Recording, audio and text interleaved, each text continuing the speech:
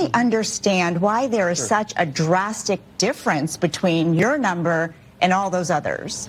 Well, first of all, let's remember that science is not democracy. Truth is not democracy.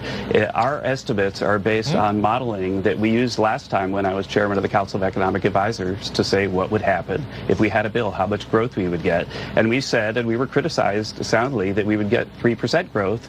And we even had the really technical macroeconomic models that said that we would get 3% growth. We run the same models through this tax bill. It's even better. And what we're seeing is that if you get 3% growth again, then that's $4 trillion more in revenue than the CBO and these other bodies are giving us credit for. They have been wrong in the past, and they're being wrong again in our belief. But the thing that disappoints me is that if I put out a model and I say, hey, here's what's going to happen, we're going to get 3% growth, and then it turns out it's 1.5% growth, then as an academic economist, as a scientist, then it's my duty to say, what did I get wrong? What did my model miss? These people aren't doing that. And that's the thing that I find disappointing, because we put peer-reviewed academic stuff on the table, said we're going to get that 3% growth, and then we got it right last time, and we believe we're going to get it right this time. But if you think that 1.8% growth is what's going to happen over the next 10 years, then you should agree with the CBO number. But there's another part of the CBO number that you need to worry about, and that is that if we don't pass the bill, then it's the biggest tax hike in history. And with that big tax hike, then of course we would have a recession. The CEA says that we'd have about a 4% drop in GDP and lose 9 million jobs. If we had a 4% drop in GDP and we lost 9 million jobs, what would happen to the deficit?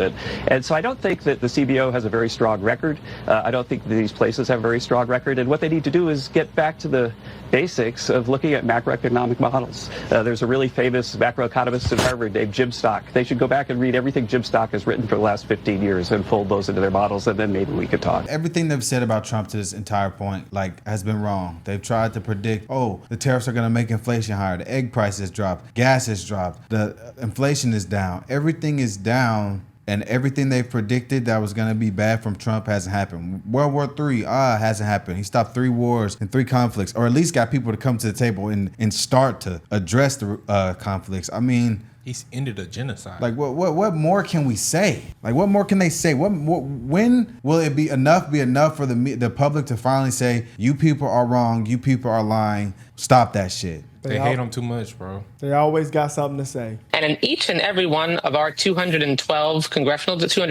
congressional districts, we are going to be sharing the stories of real people who this bill will absolutely crush.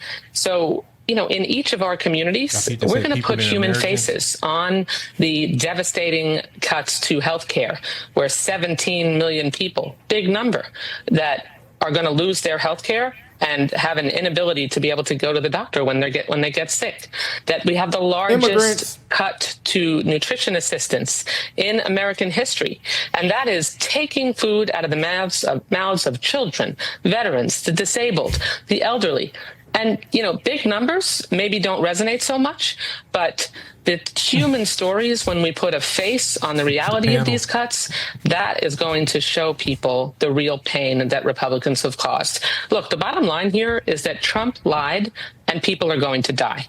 They will die as a result of not having health care. Wow, man. She continues to say that. Didn't she say that on CNN the other day? People are going to die. People are going to die. People are going to die. A whole panel of women. Yeah, man. A bunch of liberal women. The worst voting demographic in this entire women, country. sometimes y'all can listen to women, but if you're a guy and you're listening to this panel, yeah. That let me know who you are. I just think this is just like the worst voting demographic block of this country. Liberal women. 3 white women and a black woman. Those are 3, and they're all liberal. That is the worst voting demographics in this entire country.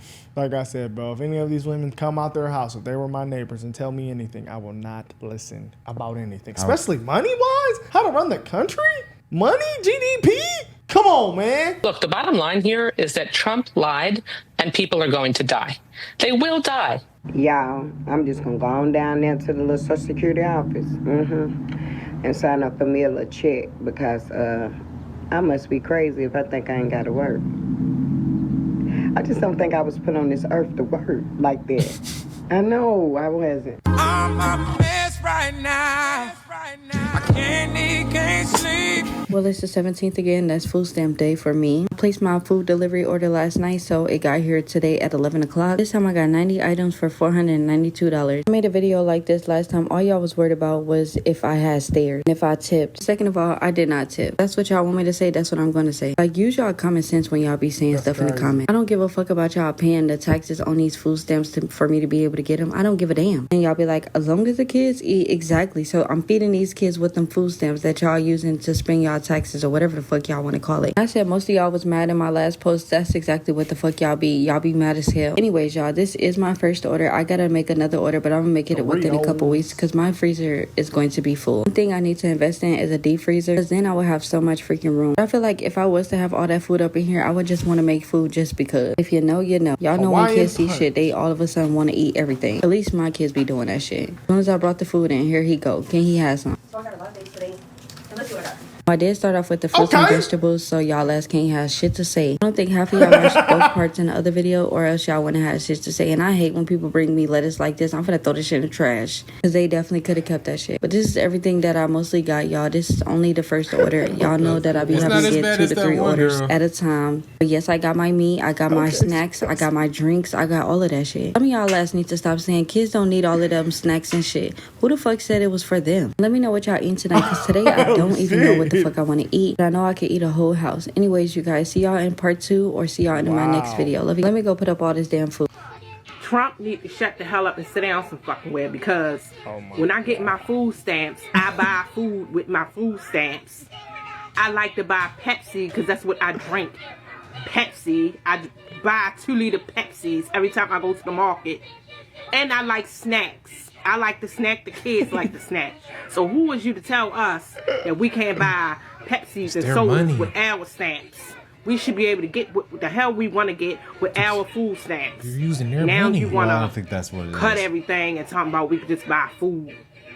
So we supposed to spend money to buy the sodas and the snacks, just to have sodas and Kool-Aid and snacks and juices and stuff in the house. Yes. For the adults and the children. Yes.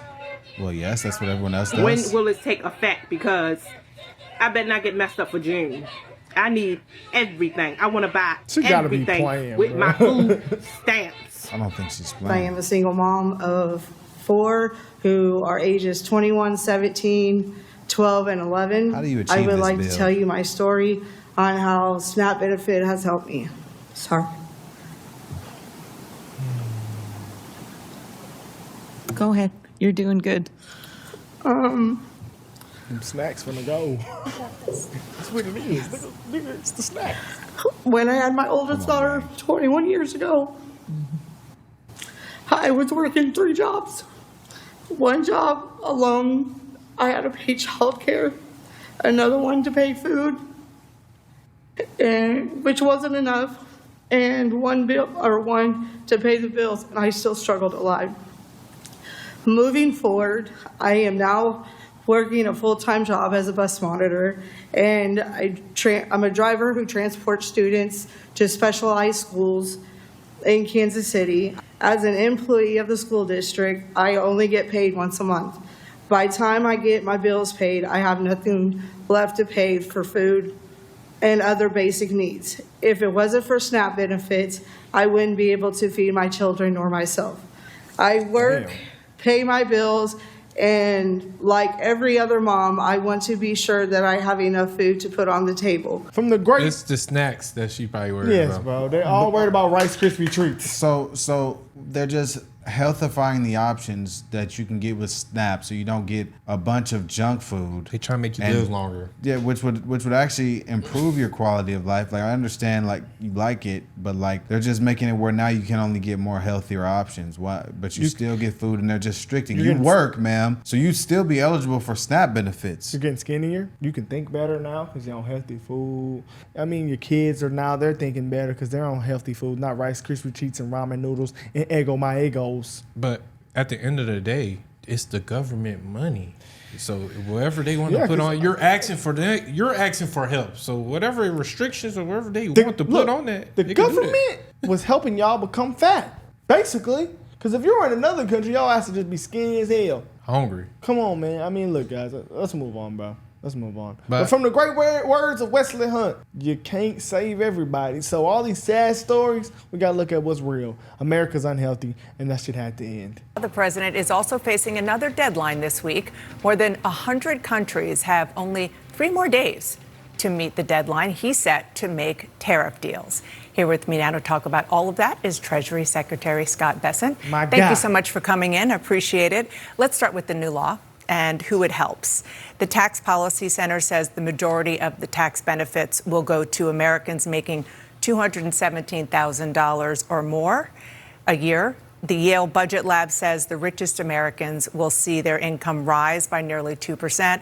The lowest earning Americans will see their income drop by 3% when factoring in cuts to Medicaid and food stamps. You argue that the benefits will really be aimed at the middle class. How does that square? Dana, first, let's have a look at the Yale Budget Lab, because I was looking at their findings, and this week I actually went on their website.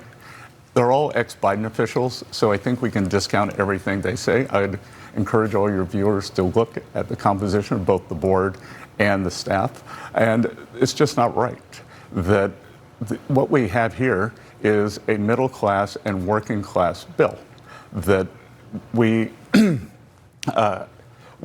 are going to see wages accelerate, and we are going to see, just as we saw with President Trump's first tax bill, we are making permanent these tax cuts. And what happened in 2017, 2018 was the highest wage earners went from paying 37% of all taxes to 45%. So that's going to be permanent now. So permanently, the highest 10% will pay a higher percent of the taxes. I should say that, taking the Yale Budget Lab aside, there are Republican senators who are worried about affordability and who this all is going to affect. Look, I think affordability, safety, and growth are the 3 things this bill is going to generate. One of the tax cuts that are in here are for, and the president talks about them a lot, are on tips and overtime. Mm-hmm. Those are temporary. Why not make those permanent? They're only 2025 to 2028. This is a big part of President Trump's agenda. So, we have what I call parallel prosperity here, that Wall Street has done great. Now it's time for working Americans to do great. And this is President Trump's agenda, so we've got it in for the duration of his term. And we will see if the next administration wants to do that. And just talking about the affordability, how is making cuts on Medicaid programs? Well, how does that and how it affects illegal the people who are at the lowest ranking when it comes to income? How does that help with the affordability crisis in America? Well, first of all, that affordability and saving Medicaid, let's separate those. And only in DC is a 20% hike over 10 years, a cut. So Medicaid funding will go up 20% over the next 10 years. The people who Medicaid were designed for, the pregnant women, the disabled, and families with children under 14 will be refocused.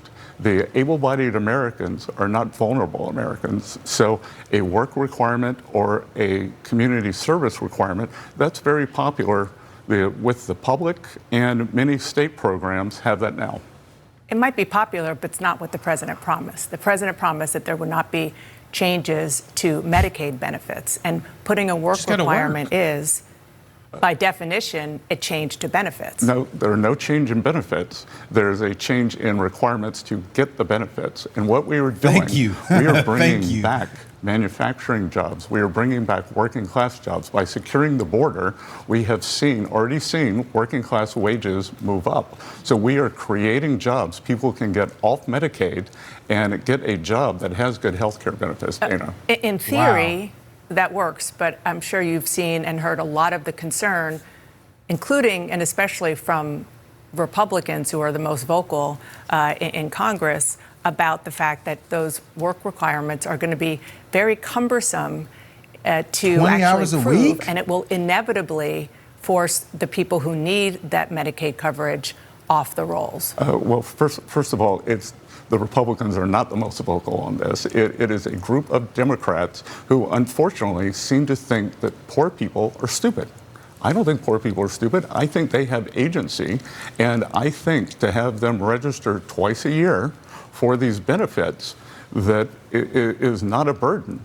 But these people who want to infantilize the poor and those who need these Medicaid benefits are alarmist. Yeah, but my impression of the Republican Party is that historically you've wanted to cut through the red tape and not create more red tape. But I do want to move on because no. But we've also wanted to put in work requirements, which somehow that was very popular under Bill Clinton, was popular under President Obama, and this Democratic Party blew out the deficit in 2020, and they never want to bring it back. But work requirements even poll well with the median Democratic voter, maybe not the fringe. So the work requirement now is 20 hours a week. You need 20 hours a week of employment, community service, volunteering, part-time schooling, or job training. Bro, people go to the gym for 20 hours a week. And the exemptions are parents or caretakers of dependent children under 13. So if your kids are under 13, you don't have a work requirement. Oh my gosh. Oh, also pregnant individuals, if you have disabilities or certain medical conditions, and those who have been recently incarcerated or are participating in substance abuse disorder programs. Wow. And these won't even go into effect until 2026 of next year. Oh, I said 2026 of next year. December 31st, 2026. 2027, pretty much. Yeah. And they might start earlier. Might. Wow. And that's just for Medicaid. For SNAP, you have to work 20 hours a week. Thumbs up to Scott, man. 20 hours a week. And the same exemption. An exemption for SNAP is parents with children under 7, people with disabilities, and certain groups like veterans, homeless, or former foster care children. Wow. Former foster care kids get SNAP. Man, Scott just abused her. Yeah, bro. Man, it's interesting that they're just acting like their world's coming down. Ma'am, you're not going to lose SNAP. You work. You're a school employee. You're going to receive SNAP. These people... We've seen it. That are gaming the system and getting this stuff for free. Finessing. All that free ride stuff is over. You have to work. And I think that's actually a good thing because now you'll have money with your SNAP. Now you have to earn your SNAP. Now you don't rely on the government to take care of you. Because actually y'all are disrespecting the people in Africa and all the people in these second and third world countries that can't find a job. That can't work. They literally can't work. They're stuck in poverty. They're giving you an opportunity to not rely on the government. That's giving you more power. So now you're healthier and you got a job and you're earning for what you actually receive. And if you want to go buy junk food, you can use your 20-hour work check and go buy the junk food. Wow. Man, it's nothing but W's, man. Once again, I open my eyes, we recording, and it's a W. Every time I come on here and I see what's been going on, what Donald Trump has been doing and this administration has been doing, it's nothing but make America great again. I just hate It's perfect, guys. It's perfect. It's what we need. I mean, it's just been, come on, man. Everything is just beautiful, man. And I agree. I just hate the smoke and mirrors that we constantly get from the media that just spins everything. This is going to be bad. People are going to lose their health care. If you don't work, you have to work. All you have to do is work. Like, we really, think about how privileged we are. But y'all only hear one type of people that is arguing.